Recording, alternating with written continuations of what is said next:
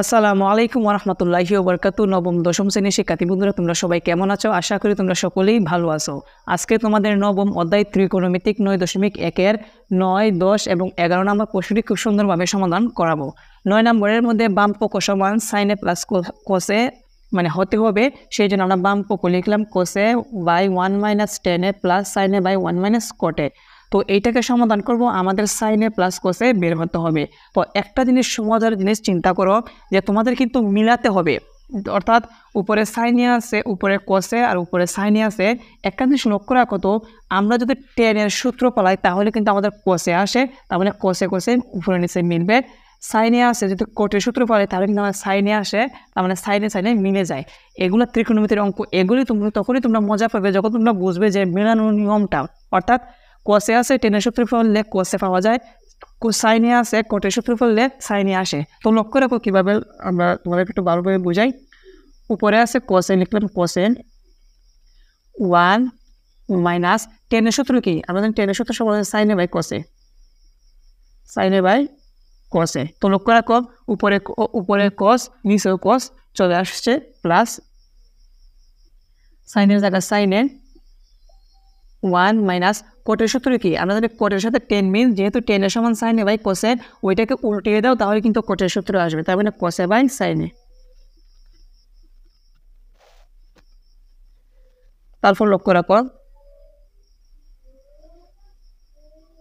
উপরে আছে cos a, তো লিখলাম cos a, এবং নিচে এতটুকু কিন্তু আমরা ভগ্নাংশের বিয়োগ করব। হর কত আছে, লসাগু হর আছে cos a, আমাদের লসাগু হবে cosine লসাগু হবে, লিখলাম cos a। তো হর দ্বারা লসাগুকে ভাগ, এটা নিচে হর মনে 1 আছে, ভাগ করা লাগবে না, তার মানে cos a K cos a minus দিলাম মাইনাস cos a এর মধ্যে কয়বার যায়, একবার, আবার sin এর সাথে sin a K sin a, কি আছে প্লাস দিলাম প্লাস। তো লক্ষ্য রাখো উপরে আছে cos a, লিখলাম cos a। এখন এই জায়গার মধ্যে কিন্তু আমাদের কি করতে হবে, বিয়োগ করতে হবে, তার মানে লসাগু নিতে হবে। তো নিচে হর আছে sin a, তার মানে sin a লসাগু হবে। তো হর দ্বারা লসাগুকে ভাগ, এটা নিচে হর 1 আছে, 1 দ্বারা ভাগ করা লাগবে, এটা গুণ করবো sin a K sin a, কি আছে মাইনাস দিলাম মাইনাস, এবং sin এর মধ্যে কয়বার যায়, একবার, আবার cos এর সাথে cos a K cos a। তারপর লক্ষ্য রাখো উপরে কি আছে, একটা জিনিস ভালোভাবে ফলো রাখো, এই জায়গায় আমাদের মেইন যে ভাগ চিহ্ন আছে, এই ভাগের উপরে কি আছে cos a, তো লিখবো cos a, এবং ভাগটা হয়ে যাবে গুণ। যখন ভাগ গুণ দিব তখন কিন্তু পরবর্তী ভগ্নাংশটা বিপরীত হবে, অর্থাৎ cos a যাবে উপরে এবং cos a minus sin a যাবে নিচে।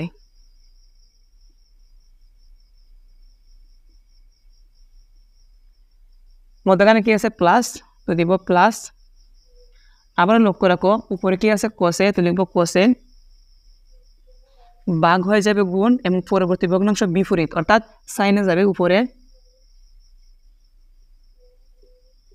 এবং sin a minus cos a যাবে নিচে, তো লিখবো sin a minus cos a।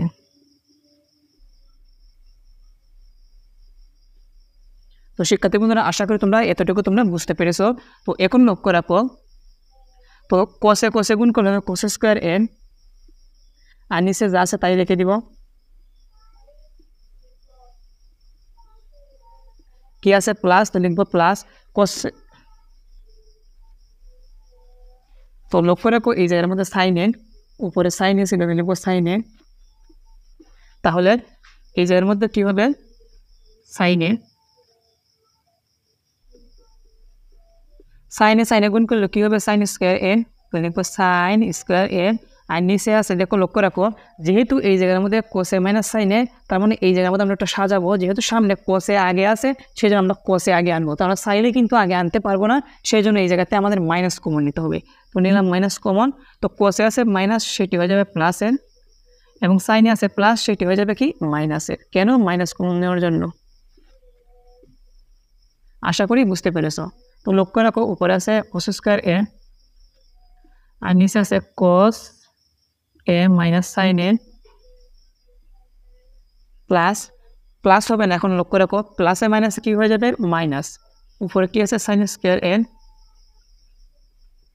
আর নিচে আছে cos a minus sin a। আশা করি বুঝতে পেরেছ। তো এখন আমরা লসাগু নিব। তো লক্ষ্য রাখো কোসে মাইনাস সাইনে একরকম, তার মানে একটা লসাগু যাবে। তো আমরা জানি হর দ্বারা লসাগুকে ভাগ, দেখো একরকম মানে একবার যায়, একাবার কোস স্কোয়ারের সাথে গুণ হবে, কোস স্কোয়ার এ কি আছে মাইনাস, একরকম একবার যাবে, একাবার সাইন স্কোয়ারের সাথে গুণ সাইন স্কোয়ার এ। তো তার পরবর্তী লক্ষ্য রাখো এইদিকে। তো আমরা কিন্তু একটা সূত্র জানি, যেমন cos এর ধরবো a উপরে স্কোয়ার, তার মানে a স্কোয়ার, সাইন এর ধরবো b উপরে আছে স্কোয়ার, তার মানে b স্কোয়ার, a স্কোয়ার মানে b স্কোয়ার। সূত্র হচ্ছে a plus b into a minus b। তো আমরা লিখবো a plus b into a minus b। এ হচ্ছে cos a প্লাস b হচ্ছে sine a plus b into a minus b, মানে cos a minus sine A. আর নিচে যা আছে তাই রেখে দিব, cos a মাইনাস সাইনে। তো একটা ব্রেকেট দিয়ে দেয় কাটাকুটি করার জন্য। তো উপরে কোসে মাইনাস সাইনে, নিচে হচ্ছে কোসে মাইনাস সাইনে কাটলে আমাদের কি থাকবে কোসে প্লাস সাইনে। তো লক্ষ্য রাখো আমাদের বাম পক্ষ ছিল সাইনে প্লাস কোসে, তো আমরা এই জায়গার মধ্যে সাজিয়ে লিখবো। দেখো আমাদের ডান পক্ষ হলো সাইনে প্লাস কোসে, তো আমরা এই জায়গার মধ্যে একটা সাজিয়ে লিখবো। আমরা সাইনে আগে নিব, কোসে পরে নিব, তার মানে লিখবো সাইন এ প্লাস কোসে। তো দেখো আমাদের ডান পক্ষের সাথে খুব সুন্দরভাবে মিলে গেছে, সেই জন্য লিখবো ডান পক্ষ। অতএব বাম পক্ষ সমান ডান পক্ষ প্রমাণিত। শিক্ষার্থী বন্ধুরা, আশা করি তোমাদের এই ক্লাসটি অর্থাৎ 9 নম্বরের অঙ্কটি তোমরা খুব সুন্দরভাবে বুঝতে পেরেছো কিভাবে সমাধান করেছি। তো এখন লক্ষ্য রাখো 10 নম্বর প্রশ্নটি সমাধান করব। আমরা আগে বাম পক্ষ লিখবো যেন সাইনে বের হয়। তো তাহলে আমরা আগে লিখে দিব বাম পক্ষ টেনে root over of 1 minus sine square, আগে আমরা লিখে নিব। শিক্ষার্থী বন্ধুরা লক্ষ্য রাখো, দেখো 10 নম্বর লিখেছি টেনে into root over of 1 minus sine square A. তো লক্ষ্য রাখো এই জায়গার মধ্যে আমরা কীভাবে সমাধান করব। একটা জিনিস কি মাথায় চিন্তা করে রেখেছো যে আমাদের কী বের করতে হবে, সাইনে বের করতে হবে।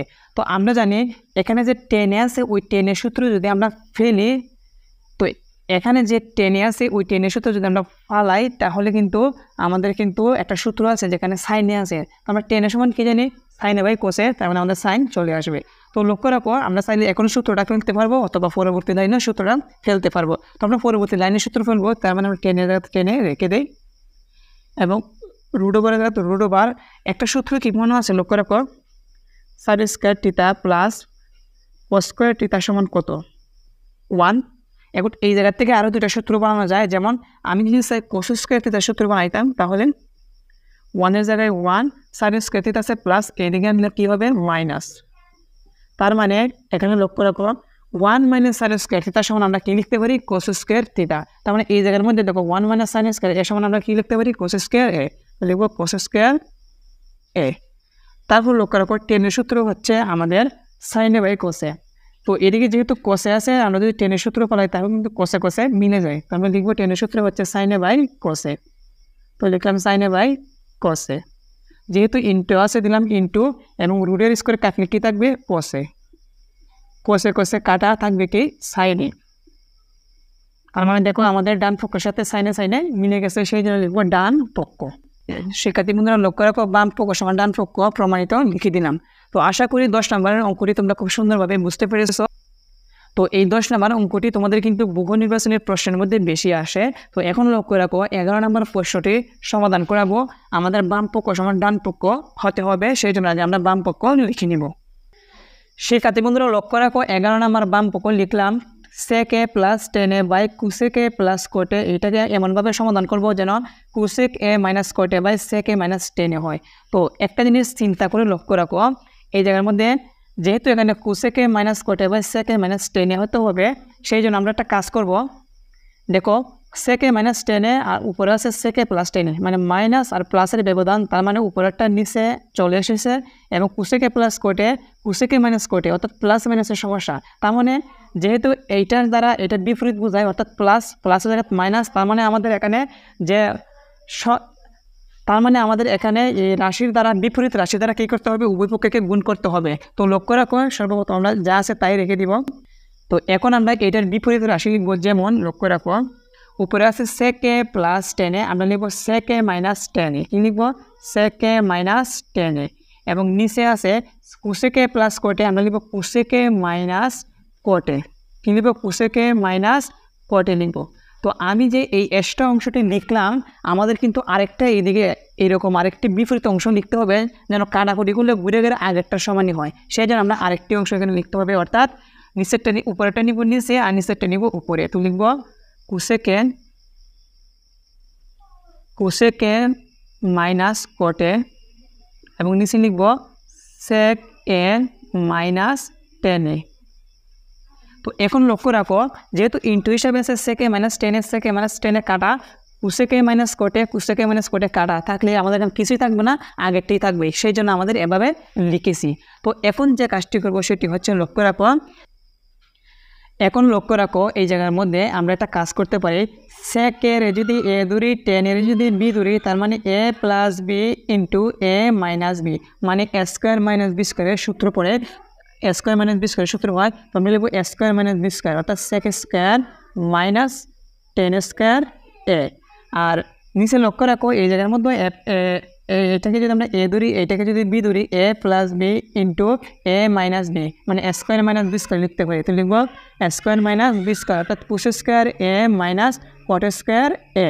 এবং এদিকে লক্ষ্য রাখো ইন্টু হিসাবে যা আছে আমরা তাই রেখে দিব। কারণ কি, দেখো বাম পক্ষ আর এই জায়গাটা কিন্তু হুবহু মিলে গেছে, তার মানে এই জায়গাটা কোনো কিছু করা লাগবে না, আমরা এইদিকে শুধু ক্যালকুলেশনটা করবো। তো এইদিকে যা আছে তাই রেখে দিব। শিক্ষার্থী বন্ধুরা লক্ষ্য রাখো, এখন কিন্তু আমরা একটা সূত্র জানি। কি জানি? সূত্র জানি। সেই সূত্রটা হচ্ছে যে সেক স্কোয়ার এ মাইনাস টেন স্কোয়ার এ সমান কত? 1। তোমরা যারা আমাদের সূত্র লিস্টটা দেখেছো অবশ্যই তোমরা বুঝতে পারবে যে সেক স্কোয়ার এ মাইনাস টেন স্কোয়ার এ সমান কত? 1। এবং কোস স্কোয়ার এ মাইনাস কোট স্কোয়ার সমান একটা সূত্র আছে, এটা সমান কি? 1। আর এখানে যা আছে আমরা তাই রেখে দিব। তো শিক্ষার্থীবৃন্দ লক্ষ্য রাখো, সেক স্কোয়ার এ মাইনাস টেন স্কোয়ার এ সমান 1 সূত্র, কোস স্কোয়ার এ মাইনাস কোট স্কোয়ার সমান একটি সূত্র সমান হচ্ছে 1। আর এদিকে যা আছে আমরা তাই রেখে দিলাম। এখন তোমরা কি জানো 1-এর মধ্যে 1 কতবার যায়? একবার যায়। তো তার মানে তোমরা আরেকভাবে বলতে পারো, এটা হচ্ছে যে 1 দ্বারা কোসেক এ মাইনাস কোটে গুণ করলে ঘুরে ঘুরে কোসেক এ মাইনাস কোটে হবে। তো লিখব কোসেক এ মাইনাস কোটে, এবং 1 দ্বারা সেকে মাইনাস টেনের গুণ করলে হবে সেকে মাইনাস টেনে। এখন লক্ষ্য রাখো আমাদের ডান পক্ষের সাথে কিন্তু সুন্দরভাবে মিলে গেছে, সেই জন্য লিখব ডান পক্ষ। অতএব বাম পক্ষ সমান ডান পক্ষ প্রমাণিত। আশা করি শিক্ষার্থী বন্ধুরা তোমাদের আজকের পর্বে 9, 10 এবং 11 নম্বর প্রশ্নটি খুব সুন্দরভাবে ভালোভাবে বুঝতে পেরেছ। তো আজকে এখানে শেষ করবো, পরবর্তী পর্বে তোমাদের 12, 13, 14 নম্বর অঙ্কগুলো সমাধান করে দেখাবো। সবাই ভালো থাকো, সুস্থ থাকো, সবাইকে আল্লাহ।